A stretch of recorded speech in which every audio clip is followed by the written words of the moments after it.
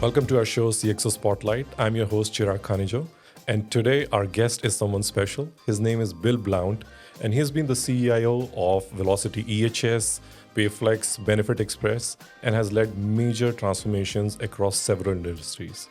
In fact, he won the CIO Innovator Award in 2021, but that's not why he's here. He's here because he's also the president of SIM Chicago, Society of Information Management Chicago, which is one of the largest CIO community with over 300 plus members, which means he hears what CIOs say when vendors are not in the room, when it's not a diplomatic room or a boardroom. He hears the real conversation. And that's what we are here to have today. Welcome, Bill. Welcome to the show. Thank you. I'm glad to be here. Appreciate the opportunity. Awesome. Bill, I think very interesting journey, right? Being hands-on on the work, and then operator, and then CIO for multiple industries. Mm-hmm. Well, can you walk us through this journey arc that you have had, please? Sure. So I came from a small town in central Wisconsin, a little paper mill town, and went to one of the state schools, University of Wisconsin at La Crosse. Thought I wanted to go into accounting, decided that wasn't for me, and then I went into finance, which I really enjoyed, but along the way, I tried a computer science class as an elective and found, the professor said, hey, this is something you should consider as a career. And so I ended up actually landing my first role in IT, management degree with comp sci minor, and worked at a telephone and data systems based out of Chicago here, had a satellite office in Wisconsin. So I went went there for a while, and then as my career progressed, I was ready for a new opportunity. I moved to Atlanta and worked for an organization that did manufacturing execution systems. So got my feet wet in manufacturing. And as I was working there, I was a programmer, and I learned that I didn't want to be in front of a terminal my whole life, but by nature, I'm an introvert. So I was looking for something that would help me break out of my shell. So I accepted a job with Oracle and moved to Chicago. As an instructor. So I was forcing myself to speak in front of people 5 days a week, all day long. So that was, pretty intimidating at first, but with a lot of practice, it became very comfortable. So I left Oracle for an Oracle partner, ended up working in consulting for several years. And that was at a time when it was the late 90s, early 2000s.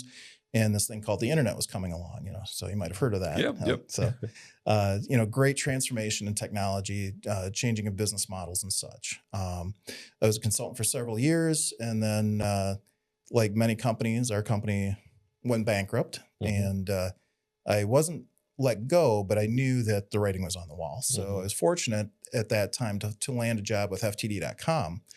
Now FTD, Florist Transit World Delivery, so flower delivery company, was actually profitable at the time, so an internet business that was really doing well. Of course, it had, at that time, nearly 100 years of history already. And I was there for 6 years, moving through, we did a full rewrite of our system, went to a Java message-based model, from this mid-range system. So we got to see some new technologies. That went really well, met some great people, started building my network there. Moved into IT operations and really enjoyed it. But it was, as I continued to grow, I went to another online retail company. Did well there. Did my first cloud migration, which was pretty interesting because I was back in about, it must have been 2011. So fairly early on in the cloud space. After there, I moved to Aetna. They had a division called Payflex that they had newly acquired. So I left online retail, went into healthcare. Helped scale an organization from relatively small. They were very successful, but still small. But we had to scale it to Aetna's volume size. For example, one of our systems had about $90 million in assets, and 6 years later, we had $1.5 billion in assets on that same system. So, really good folks with the architecture and developers and everybody behind the scenes. Yeah, they really did a great job making changes necessary to scale. And of course, protect the data. And then from there, I went to a smaller healthcare PE-backed company, and we had a successful exit. And then I moved into a role with a software as a service company that was in environment, health, and safety and some ESG. So kind of migrated from industry to industry, but learned a lot of great lessons along the way. Yeah, I think I'm very interested in where this journey is at right now, because in my opinion, it's the way I see it as a industry insider is there are different sides to this industry. One is the providers, the software providers like Oracle. Other ones are the ones that build it, which is like the Oracle partner that you worked with. Mhm. And then there are companies that use this technology like, Aetna and Velocity EHS and companies like that. Now you have been at all three seats of the table. Right. Plus, now you get to be the president of Sim Chicago, where all the CIOs converge for peer network and everything, right? Right. What does that opportunity look like for you, and what privilege does that provide? That's a great question.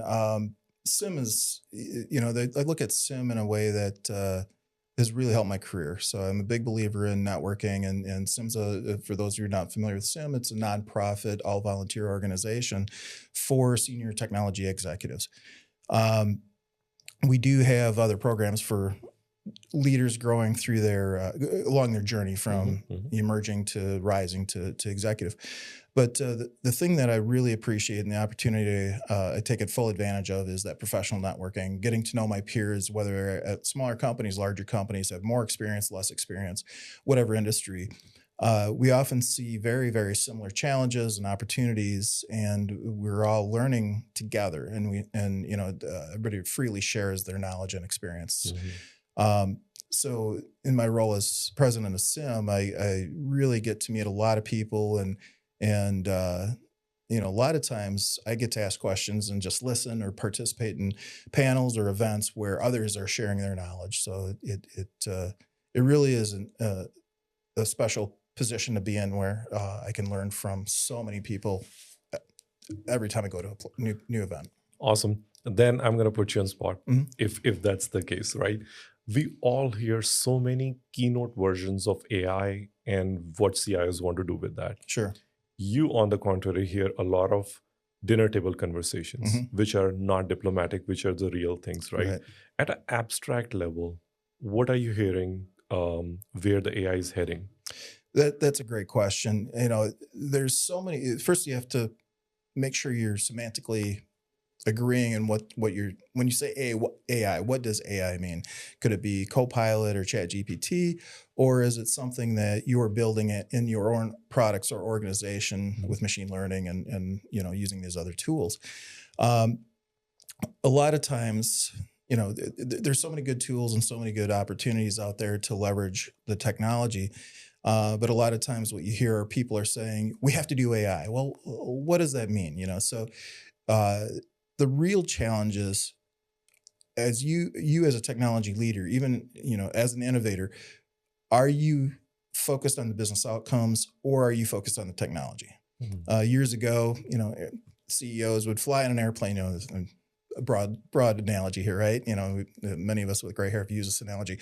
CEO comes back, he picked up the magazine in the back of the airplane seat, and he saw this technology. He's like, we got to implement this. And it's like, we've got a solution trying to find a problem. And in today's market, we see that fairly often. A lot of places are implementing AI, training people, getting them ready to use it without knowing exactly what the outcomes are going to be. What are they trying to measure? What are those business outcomes that are actually going to add value to the organization? And we're late in the fiscal year right now. We're in November, 2025 right now. And a lot of companies, a lot of people that, behind closed doors are saying, I need to cut expenses. AI has not delivered on what, The promise. we promised that we would do, as far as an organization. And some tough decisions are being made. And we've seen that with layoffs coming from a number of different organizations. Not saying every layoff is due to AI and it not meeting its promise, but that is a driver in a lot of cases. So, but the good news is there's a lot of great things that have happened. People have become more efficient, and if the outcomes are defined up front, and you know where you're going, and you really work towards it, and you have really good change management, really good governance, you can see and experience some success. Awesome. So what I gathered is that a lot of CIOs behind the closed doors in an open conversation are speaking and focusing on outcomes, making some tough decisions, and then deciding the priorities. Is that fair? Right. Yeah. So the the successful folks in any senior position, whether it's technology or others, Mm-hmm. they are focused on those business outcomes, and then they figure out how to get there. They and their teams, the experts. No one goes alone. Yep. At least not successfully.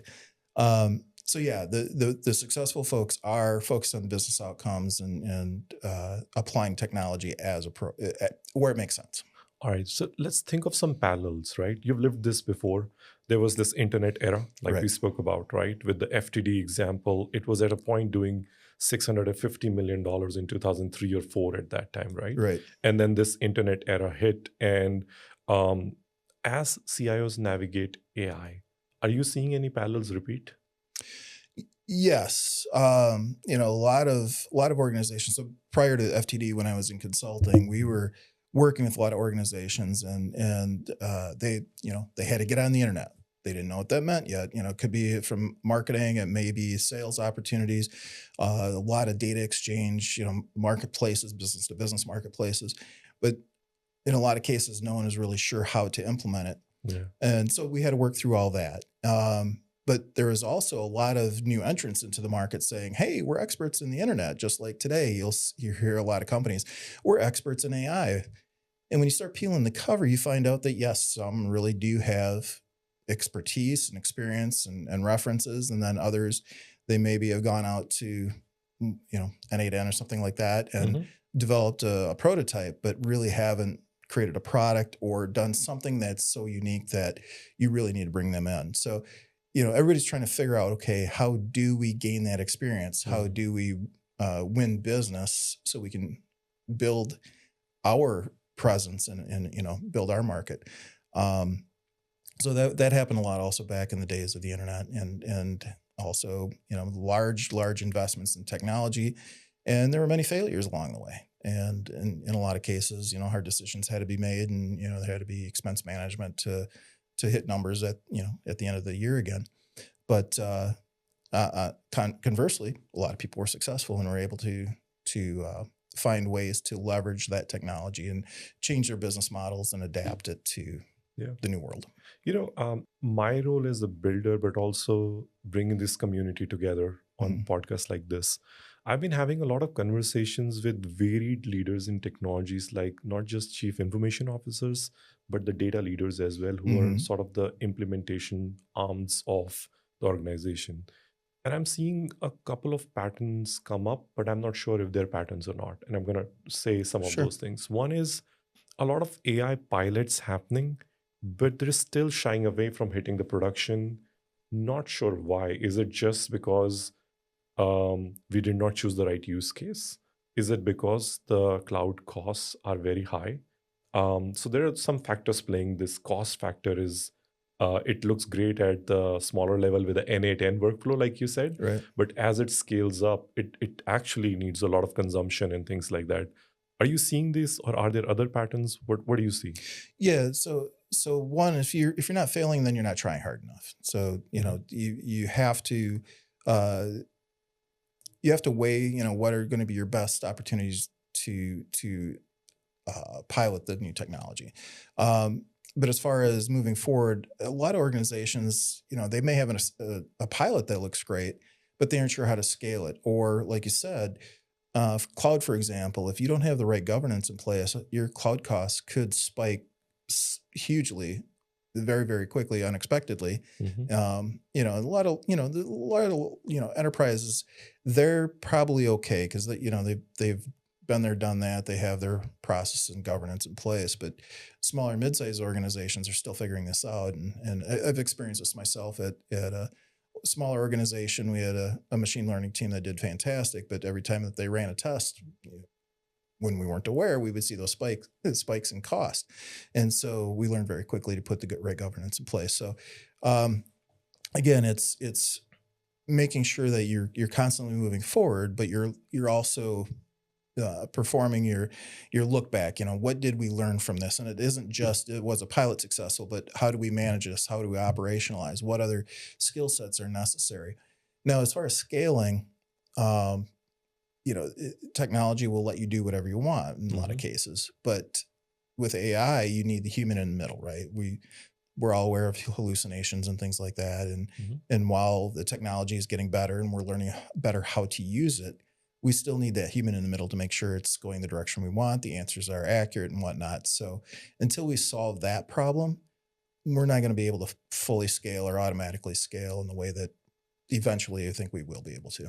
Yeah, I'll say something. I was reading a Gartner report, Mhm. and I read that, and I said, oh shit," that's because 2 out of 3 enterprise today don't have data ready for AI, Right. right? And I think 40% of all agentic AI projects will not succeed and make it to production. When you think about this as the core thing, which is data, what goes through your mind in terms of you must have seen this pattern before, things like this? Yeah, absolutely. There's very few companies I think that actually manage their data well. Hmm. They may manage data in certain systems or certain areas very, very well, Mhm. but if you step back and think across an enterprise or even a smaller mid-sized company, there's data in so many different formats and so many different locations that is accessible to who knows who. Could hopefully it's all protected, but the reality is, you know, technology's complex, and Yeah. there's so many ways that data could be accessed or lost or maybe dirty, maybe missing. Um, so yeah, there has to be a fairly significant investment in data to make sure it's accurate, available, in the quantities needed to make sure that it's actually of use. Mhm. But again, you have to look at it from, similar to security, you have to look from a risk-based perspective. The amount you invest in your data management has to be uh, appropriate for the return you're expecting. Can you make the full investment you need to make it perfect, or is it going to be too expensive? And what's acceptable? Yeah. So do you think that the success somewhere is in doing the incremental experiments? Is that what you would recommend? Because the basic logic of getting the data clean in your data clean rooms and then being able to do, having enough data to test and everything, and then AI would working and going to MVP to production is something everybody talks about. But is this about that incrementally making that progress, or do you think some organizations are actually ready for doing that? I think some are ready for it. I went to a AI and fintech presentation at Loyola a few months back, and Mhm. and there's some large organizations that are successful in certain applications of AI with the volumes of data they have. So, Mhm.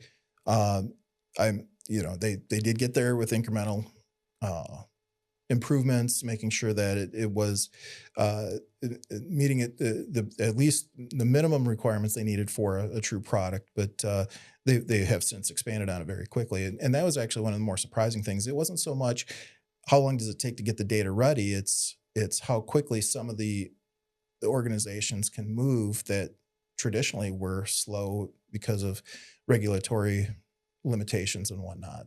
So they are actually leveraging the technology to get ready faster, confirm the quality, confirm the governance is in place, and they can actually move faster. So Super. Yeah. I'm going to ask something not so comfortable, but a reality is sure, that, and we both read it, we all read it every day, right? In last 6 months, I looked at the data. There are around 180,000 jobs lost, and which is in the tech industry alone. sure. We heard Accenture CEO talk about reskilling. And in so few words, it's about AI or preparation for AI and automation, right? When you are sitting with your peer group, right, there's also sense of excitement towards going towards this path, but also a sense of responsibility, right? What is it? How do we decode? How does a person that belongs to enterprise technology like you and me should decode where this industry is going? That's a really great topic. I've been talking with CIOs at various in various settings about this specific challenge. Yes, the lost jobs it's an incredible number that we see, and it's Mhm. pretty consistent where somebody else is laying off again.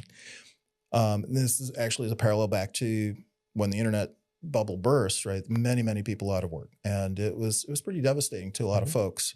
So we definitely don't want to minimize the impact on individuals.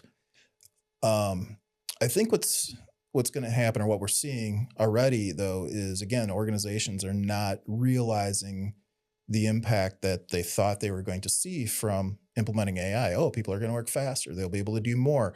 Our systems will be automated, and then we don't have to worry about having so many people.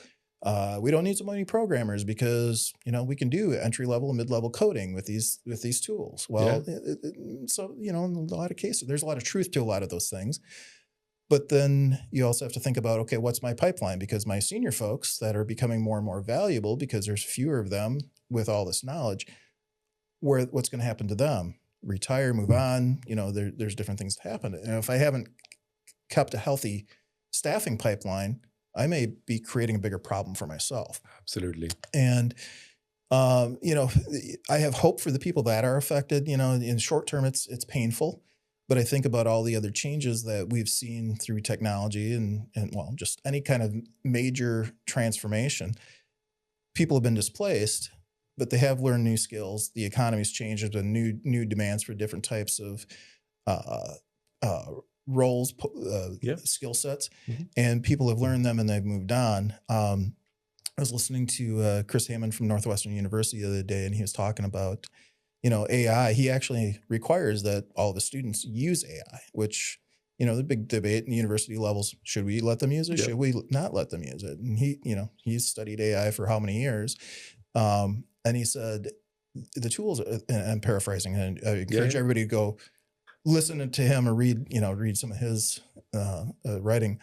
But he said that, if we focus on teaching people the right skills to, computational thinking, defining the problems and decomposing them, and most importantly, clear communication with not just communicating with people, but also, with these new tools, we can guide them to better business outcomes as well. Well said. And so that's what I would encourage anybody who's affected by this to do, is make sure that you are studying, how best to build those soft skills that will apply no matter what the technology is.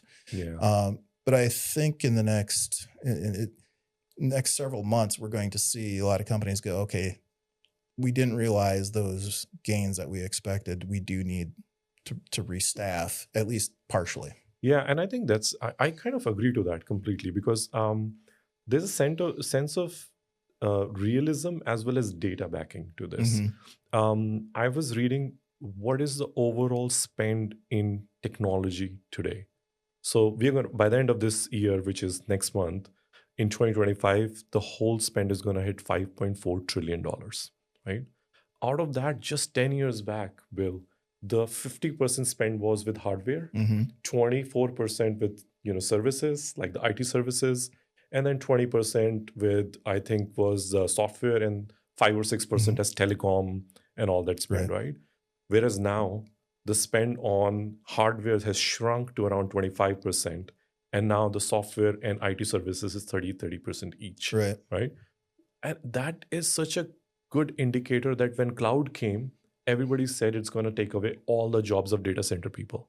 But that hit the plateau at some point, and now there is a realism that everybody thinks what's the real value and decides to be in a multi-cloud or a private cloud, hybrid cloud environment. I do believe a sense of same thing happening with AI, right? Yeah, and kind of roll that forward too. You've got a device in your pocket, right? And you probably do a lot. You have an iPad. There's so many things that are up in the cloud, and it's basically one large, pretty mainframe if you think back to how cycles go, right? Yeah. But how many companies have invested in building their own apps that you download and put on your phone? But now with AI, you are getting trained to talk to your device and just think maybe, or just, some kind of action, physical action. And are you going to need all these apps? We're going towards an appless future. What is the next device going to look like? And what are your products going to look like? Do you really do you want to build apps and maintain them?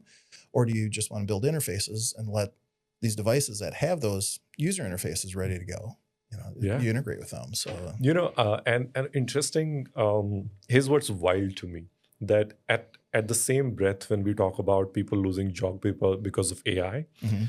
there is this huge demand of AI skills in the market.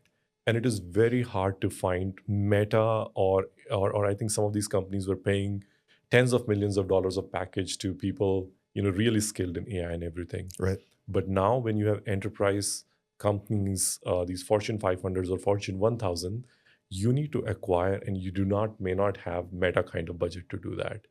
What can senior leadership do to make sure they get the right skills? That's a great question. Again, it goes back to people that can analyze requirements, ask questions, decompose problems, Mhm. and move forward. Um, because these tools are going to continue to get easier and easier they're going to get more and more democratized. So people aren't going to need these deep technical skills. You know, would you encourage someone to go learn Python right now? Yeah, probably right now it's a good skill yet to have, but is it going to be even necessary in 5 years if you have a tool that can be told, hey, here's the outcome, go build it for me? So I would make sure you're focused on people that have those communication skills and the problem solving skills first. If they need to learn a technology, you can train them, but that you're going to see less and less technical people as far as programmers and the like, and more of those folks that have the soft skills Awesome. in the Yeah, future. I think that's a great input. I want to talk about some real AI. You said to me earlier that we Mhm. should qualify what is AI, generative AI, machine learning, Right. data science. What's the real AI? How about we talk about a real example of AI that hit the production and provided real value? Yeah. So, by the way, I love the chat GPTs and Claude, Anthropic, and, Copilot and what those things can do, because they can make people more effective. Mhm. So I don't want to diminish other types of AI, but I'm fascinated by the things that companies are developing that are unique to an industry or a product suite. When I was at Velocity EHS, we had a awesome machine learning team true research and development, led by a fantastic woman, Dr. Julia Penfield, and she led her team to building, using machine learning, lots of data, lots of analysis. They created a product that leveraged existing IP related to musculoskeletal injuries, and they enhanced the product to a point where you could take a camera and go down to a manufacturing floor and upload a video, and then within a few minutes you get a report back, a very detailed report, but also the video with an overlay showing, red, yellow, green, where are the most likely risk points for people. Now, not only is something like that valuable from a reduction in injuries for the people actually on the manufacturing lines, for example, but when you roll that forward to further business outcomes, in addition to that business outcome, you have lower insurance premiums. So, you're getting into real dollars saved by less lost time injuries. People are healthier, safer, and you're lowering your insurance premiums, which, other than the insurance companies, Yeah. Now it- that's really there's, AI. yeah, Mhm. that's a true benefit that was built by people, that isn't just something that's mass market. It's not needed in mass market, but there's so many places where it can be applied. Yeah, yeah. Thank you for sharing. That's a real Yeah. example. Awesome. Um, I want to move from a lot of problems and issues and reality check we spoke about, right? But now let's give back the value. That what is the lesson from this? The whole journey that you have seen. Imagine a scenario where a CIO gets the mandate, as they do once they get off the airplane. Mhm. Like you said, that we need AI, go figure out a use case and go figure out how we can add value to either employees or customer or contribute to the EBITDA of the company, right? How should this start? What should be the starting point? So, and I'll speak from a CIO perspective. I need to understand my business first. I need to talk to my counterparts in finance and operations and sales and whatever else. Um, I need to understand what their needs are, where technology can actually be applied to add value. Mhm, So I mhm. don't want to just say, "Hey, I found this great product, let's roll it out." And in order to make sure I understand that, I have to be able to speak in their terms. So I have to understand, if I talk to our CFO, what's EBITDA, or what do you need to see in a business case, in order to know that this is actually something we want to invest in, and actually get down into those metrics. It's great that I could go to them and say, hey, we saved, or we could run through 10,000 more transactions in 3 minutes, than we could a week ago. That used to take us an hour and a half, and now it takes us. That's great. But if I say, hey, we made this improvement, and over the course of the year, we're going to save $500,000. Now that's going to get the CFO's attention, because she's going to be really happy I'm saving money for her, and not for her, but for the company. And it's meaningful. But if I say, hey, we've saved 3 hours here or 5 hours there, that's nice, but it's not meaningful. So make sure you understand the business need.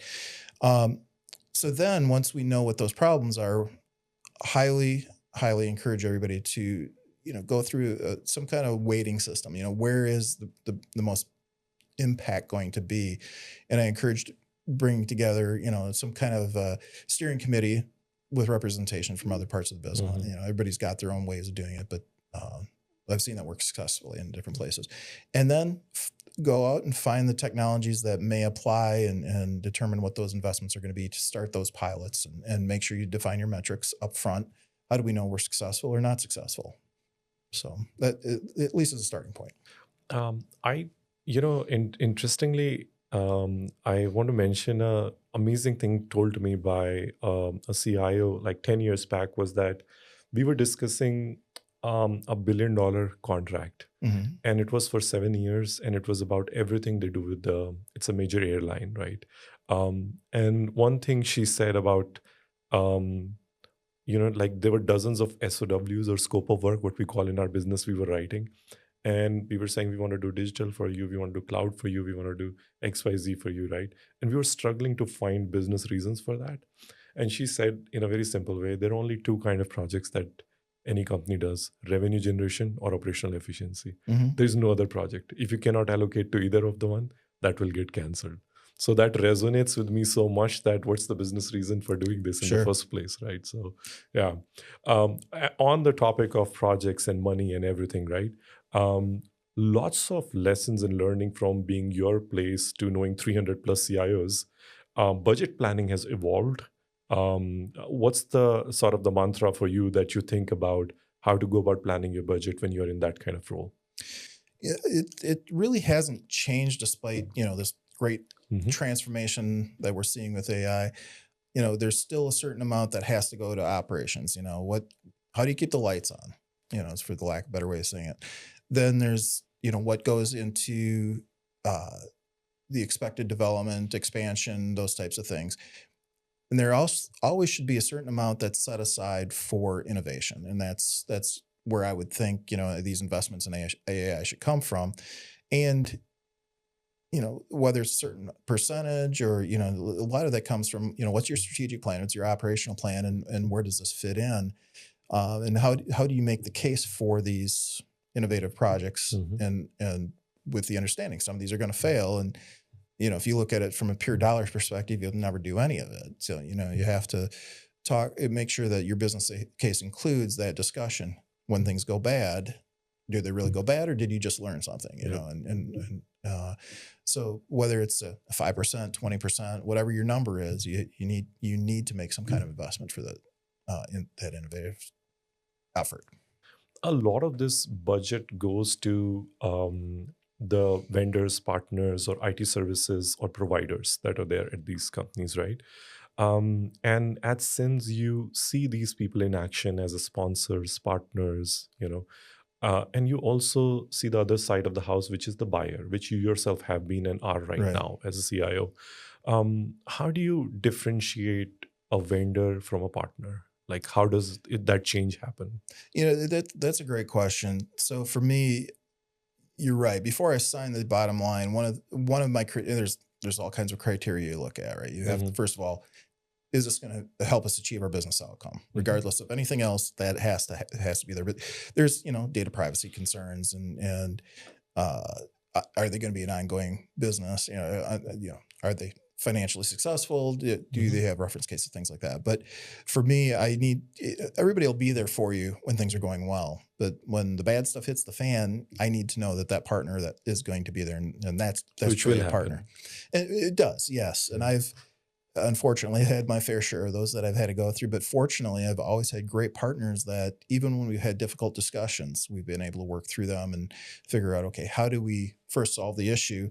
And secondly, how do we move forward together? So, again, try to get to a win-win. So, but the nice thing about SIM, what we do in SIM Chicago is whenever somebody's interested in becoming a sponsor for us, we're very clear. This is not a selling opportunity for you per se. Excellent. It's a relationship building opportunity because CIOs, there's a certain number where, yeah, sure, they'll just sign off and just buy something. But in most cases, the services they're buying or the technology they're buying is a pretty big ticket item. And there's a whole evaluation process going on. So the best thing you can do as a partner is be upfront, transparent, honest. Here's what we can deliver. Yes, we can meet your need, understand what those business needs are.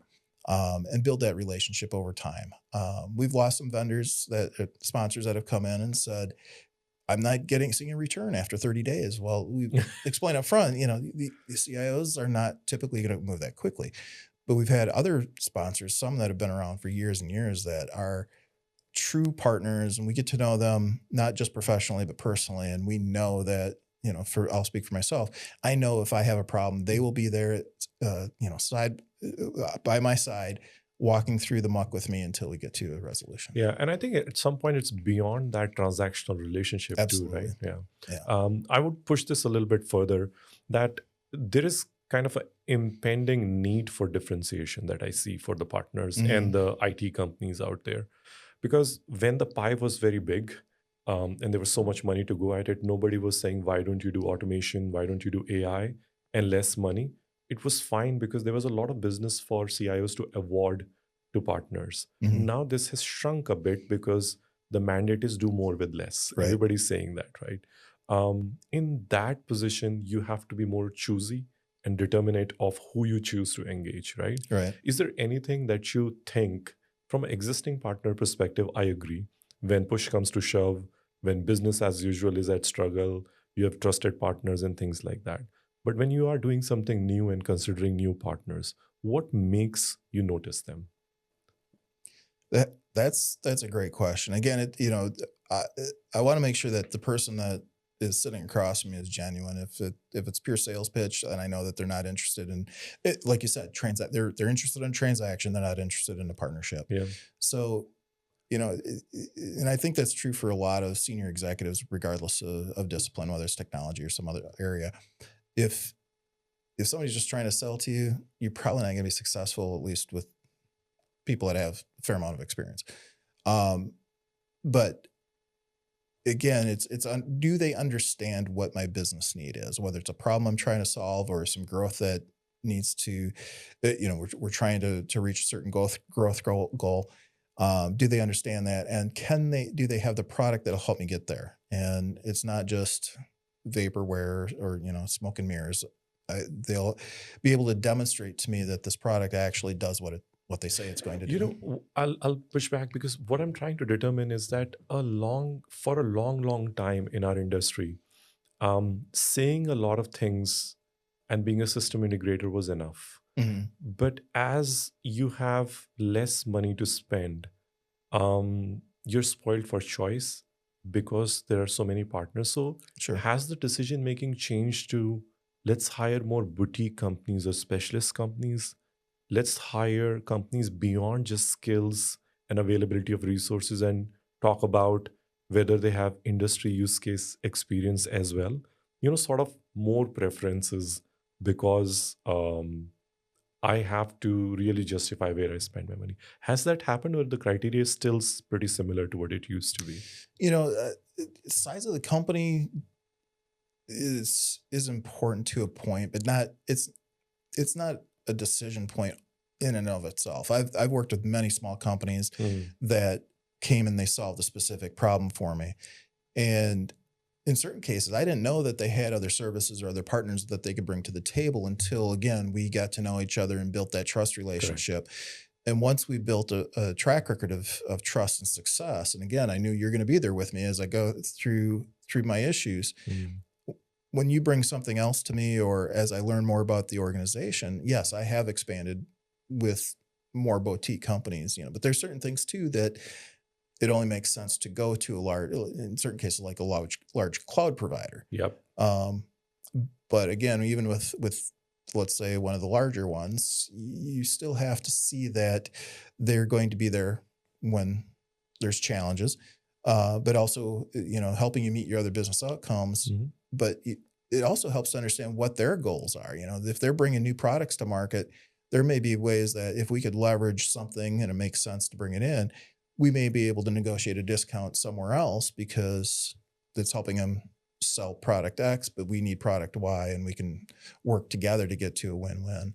So it's very situational. But to your point, yes, I absolutely believe that it's become a lot easier for organizations to come out with products. Again, the tools allow them to build faster, and I think there's solutions out there. But I still need to know that they're going to be there for a while. If I'm making an investment in them, I need to know that they have a track record of success, or at least I'm helping them get there. Yeah. Does that make sense? It does. And I was pushing back because I think as budget becomes tighter, the choices become harder. Because now you can't throw around money with a lot of experiments. There is less patience to fail, and there is far more responsibility on the CIOs with that perspective. So they're being more choosy about who they're choosing and specialty partners and things like that. Just wanted to see if you've seen that pattern. Yeah, and it's also, if you think too, when you're hiring somebody, you're more likely to hire a known quantity. So if you got a referral, yes, same holds true for new partners, right? If I'm talking to my network of CIOs and I'm looking for somebody that can deliver a certain service, and they say, hey, I've worked at Schrag. I know they do this and they do it really well. I'm going to go to Schrag and say, all right, I know you've had success here. Let's talk about my need and see if you're that's the easy win. Yeah. Awesome. I think my thought is that this role that you have and 300 plus people in the Sims whole community have is a privilege as well. And it's a responsibility as well, right? And this is one of the largest industry that gives employment, right? And is going through a phase of change with reskilling and everything like that, right? What would you say to young kids out there, people in middle management and other areas of our IT industry, the whole technology industry? What skills should they focus on? Network. And I don't mean technology network. One of the things I'm seeing, which is, and we work with a number of staffing companies. And by the way, the 300 is just Chicago. We have over 5,000 SIM members nationwide. Just got to give Sim a little extra plug there. And the reason I do that is because when I say network, what I see a lot of young folks do is they'll graduate. It's like, okay, I got this piece of paper. I should go get a job now, right? Or the job should be there. Somebody should hire me. And what I learned through my career, I've held 10 different professional positions. 7 of them I found through my network. And I didn't want to believe it early on either. And it took me a while to start building my network up. But again, it gets back to the soft skills, like we talked about problem solving and computational thinking earlier. From a early in career standpoint, or even when you're at university or in a program like an IC STARS where you're developing skills, you must reach out and start getting to know people in your industry, build that peer network. And it's not just about what can I get from it. It's more important, what can I give to the network? How can I add value? And even though a young person may not have a lot of experience, he or she can go in and say, here's what I learned in school, or, hey, I know somebody over here. Can I make an introduction? Just be willing to offer help and don't be afraid to get uncomfortable, That's very comforting to hear, because a lot of people may think you're not approachable. So saying that matters a lot. So, yeah. Now I would talk about something above the CIO level, that people who are hiring for these roles in future, right? And are looking, I think this was the year where we had maximum number of CIO and CEO changes. What's the message to them? Or sort of the pointers to them that when they're looking for people like new CIOs and things like that, what should they look for? That's a great question too. I have crossed multiple industries, and a lot of times when I'm talking to other CIOs, or as I went through my own searches, I would hear things like, "Oh, we need somebody that has this industry experience." So in certain cases, that's absolutely valid. But there's been many, many, many other cases where you already have the expertise in your organization. Why do you need to add yet another person that has that knowledge or experience? Mhm. If you bring in somebody from a different industry, they're going to bring knowledge, experience, and techniques that maybe you don't have at your company, which may end up being something that you can turn into an advantage. And that person, conversely, can learn from your existing organization. If they have a good business mind, they will be able to learn your industry and learn who at the company is their jungle guide, if you will, somebody that can then teach them Yep. your industry and help clear those branches out of the way, and make the path clear for you. So I think that's one thing some organizations miss out on. Now I know a lot of successful executive recruiters, they're very good at seeing through that and learning how to determine what an organization needs and find people that can fit that, whether or not they can check every box. Yeah. My last question is sort of almost always ends up being philosophical, which is that 2 years from now, um, I think at the end of this year or sometime, you're moving into the chairman role for Sims Chicago, Mhm. right? Right. As you do that, what would you like to see 2 years down the line, right? That should have changed in either the community or the overall enterprise IT industry. Uh, that's a great question. It's a deeper question, but Yeah. No, it's so it's fantastic. sort of your wish list. So one of the things that I came into my role, I had a great predecessor. Bill Blount is our current chairman in Chicago. Um, he created this foundation to build from. So I came in and I said, one of my challenges personally is I don't find all of our events engaging, and we will attract more members, people that are interested, people that get excited to show up at our events if we make the events more engaging. And if we get more members showing up, then we'll get more sponsors showing up because they'll get excited that, hey, this organization has a lot of opportunity and they're willing to help introduce me and create these opportunities for me to build these relationships Mhm. with these decision makers that have budget, and then if we get more sponsors, then that means there's more revenue coming in that we have three different things we do. We do professional development, we have professional networking, and we do philanthropic events where we give to a lot of times it's educational type organizations like IC Stars or some universities. We do some scholarships. So it creates this flywheel of engagement, more members, more sponsors, et cetera. And what I'd like to see is we're about 300 members now. I'd love to see us at 500 members in a couple of years. In the Chicago area, there's plenty of people that fit that role, Mhm. or would fit that decision maker profile. And again, we cross industries, we cross all size organizations. So from a SIM perspective, I want to just continue growing the organization, creating events that people really enjoy. Um, from a personal perspective, I'm excited about the future. I think again we're just learning what AI can do for us, and Mhm. some organizations have done a great job, and they've created value, and they are taking market share, and they're building their moats, and things, and Mhm. they focused on the fundamentals, and they Yeah. applied this new technology in the right ways.